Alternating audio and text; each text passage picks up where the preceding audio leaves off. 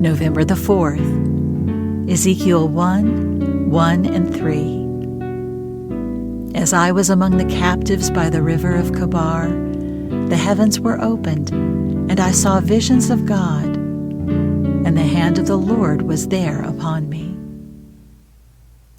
There is no commentator of the Scriptures half so valuable as a captivity.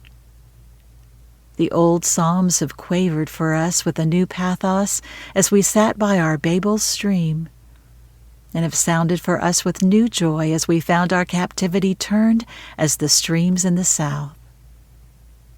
The man who has seen much affliction will not readily part with his copy of the Word of God. Another book may seem to others to be identical with his own, but it's not the same to him. For over his old and tear-stained Bible, he's written in characters which are visible to no eyes but his own, the record of his experiences. And ever and anon he comes on Bethel pillars or Elim palms, which are to him the memorials of some critical chapter in his history.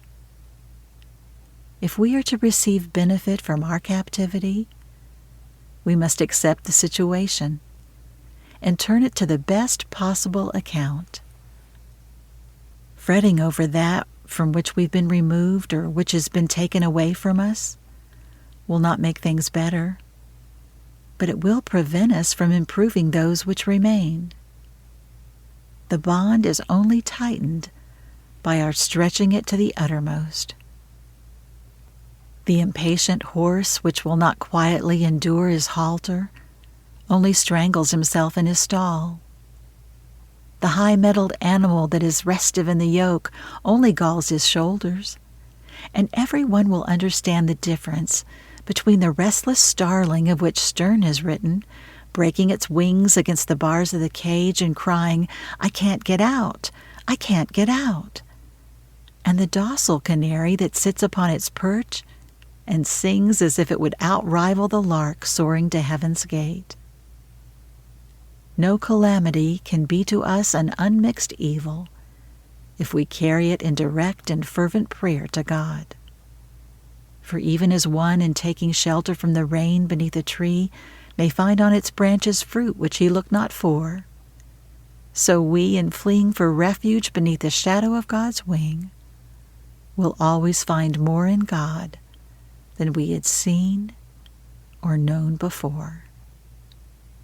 It is thus through our trials and afflictions that God gives us fresh revelations of himself, and the Jabbok ford leads to Peniel, where as the result of our wrestling we see God face to face, and our lives are preserved.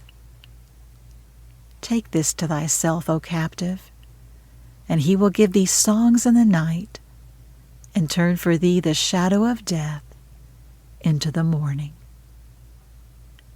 Submission to the divine will is the softest pillow on which to recline. It filled the room and it filled my life with a glory of source unseen. It made me calm in the midst of strife, and in winter my heart was green, and the birds of promise sang on the tree when the storm was breaking on land and sea.